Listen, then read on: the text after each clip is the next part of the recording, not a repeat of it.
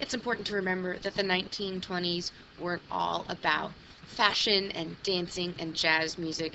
There is the other side of the coin, so I'm calling this the traditional 20s. With all of these changes to society, many people see it as, a loss of traditional values and morals.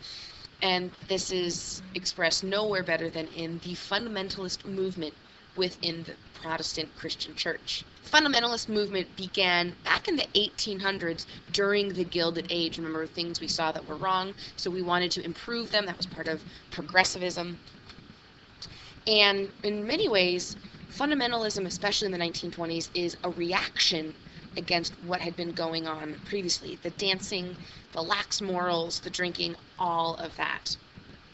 And these fundamentalists really not only want to not be a part of 1920s wider culture, but they want to reverse it. They believe that what is happening in the modern world is absolutely catastrophic. And so the fundamentalists really seek to change culture through three ways. The first is to regain control of various denominations, different Protestant denominations throughout the country that many felt had shifted away from the traditional beliefs. They had allowed too much in order to gain followers. Another element of the fundamentalist crusade are morality laws. The most famous is the 18th Amendment and prohibition, but that had been something they were working on for a very long time. They believed that alcohol led to these lax morals. And sometimes in local areas, they would try and forbid certain things on a Sunday. So purchasing alcohol, dancing, listening to music, making sure that Sunday remains the Lord's day. The most famous example of this is the Scopes trial. Fundamentalists were looking for ways to publicly decry modern culture. The Scopes trial happens in 1925, and it is about evolution. John Scopes was a substitute teacher in Tennessee, and while he was teaching about evolution, and this was in the public schools in Tennessee. Now in our culture, this is not seen as a big deal, but in the 1920s, this was absolutely massive. There was a law on the books in Tennessee that it was illegal to discredit or teach against the beliefs of the Bible about the traditional creation story. Scopes could have just gotten away with paying a little bit of a fine, but the ACLU, the American Civil Liberties Union, wanted to use this as an opportunity to expand rights for Americans who didn't fit into this fundamentalist box. And so this is going to become a big court case. We have William Jennings Bryan, who is on the right side of the picture. He is arguing for the prosecution. So he is arguing for traditional fundamentalist Christian values. On the left, we have Clarence Darrow. He was a well-known Chicago defense attorney, and he is trying to defend John Scopes, but more than that, trying to defend the right of an American to disagree with what had been seen as tradition. We watched the clip in class from the movie adaptation of this, Inherit the Wind, and what we see is how Darrow is able to discredit through scientific perspectives the beliefs of the fundamentalists and the traditional creation story. So this really isn't about breaking a law and teaching evolution in school. This is about what will Americans hold on to as their foundation. Will it be religion or will it be science? They see no room to have both side by side. Ultimately, the judge in the case was quite conservative. He was a fundamentalist. So he finds John Scopes guilty of breaking this law, and he has to pay a small fine. But what is more significant is the impact on the wider culture that this trial has. That we start to see an even greater shift away from traditional Christian values in America. That we are now accepting science and other ideas, and that the fundamentalist movement was quite considerably discredited. Even though the judge was conservative, he didn't allow final closing remarks. So William Jennings Bryan published his, and he says, "Science is a magnificent force, but it is not a teacher of morals. It can perfect machinery, but it adds no moral restraints to protect society from the misuse of the machine. It can also build gigantic intellectual ships, but it constructs no moral rudders for the control of storm-tossed human vessels.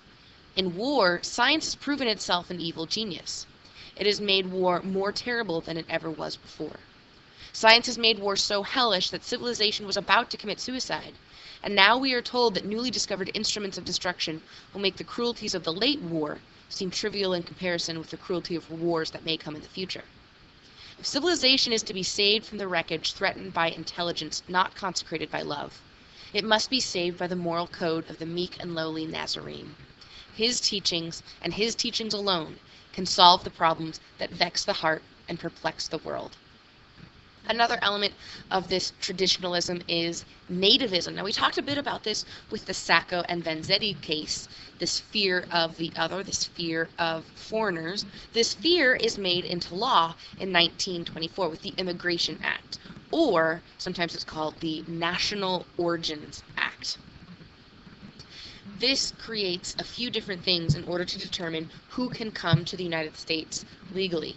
There is going to be a test, an English reading comprehension test, that is only going to be passable by a very small number of people.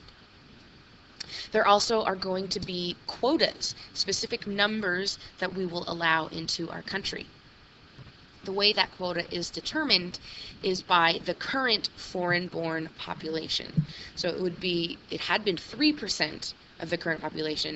In 1924, it is changed to 2% of the population.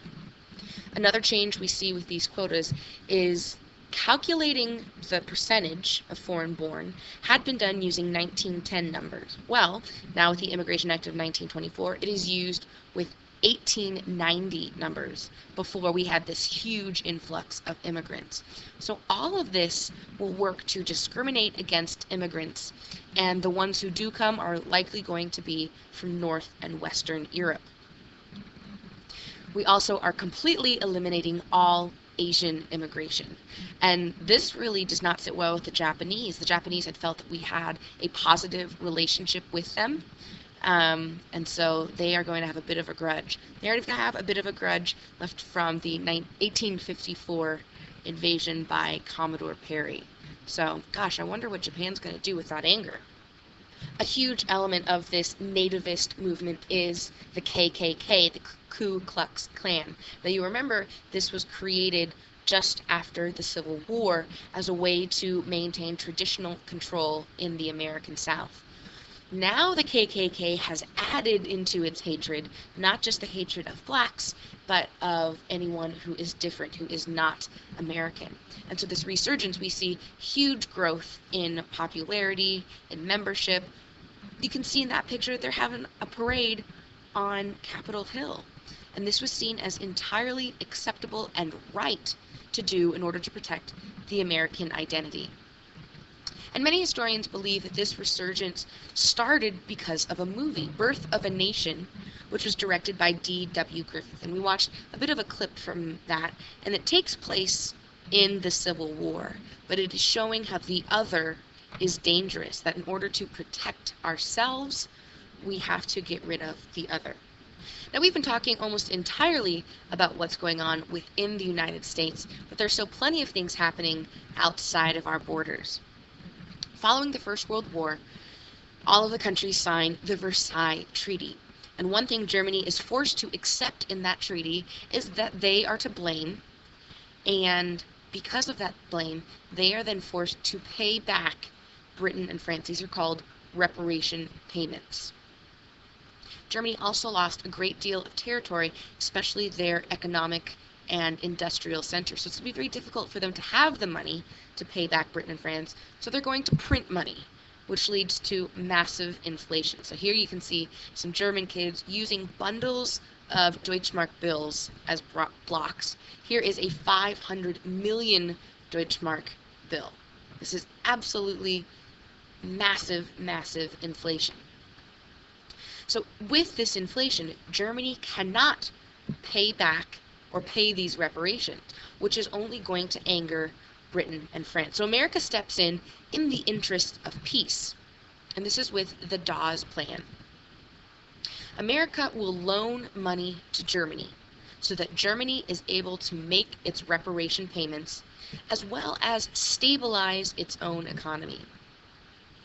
Britain and France will then pay back their loans that they owe America. And in terms of interest, America's only gaining a little bit of money in this. So we aren't doing this to make money. We are doing this to keep the peace in Europe, to sort of quell the anger of the British and French, because no one wants to go to war again. We saw that with the League of Nations. Now, even though America did not join the League of Nations, it was not accepted by the Senate, we do take part in the Kellogg-Briand Pact.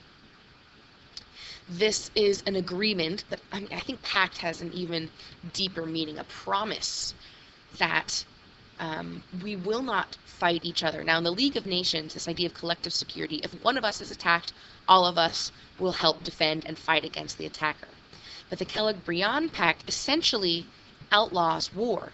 It says that physical violence, aggression, is not acceptable in any case, including self-defense. So we have a world that is afraid of war, but it looks like it's getting increasingly possible that there might be another world war.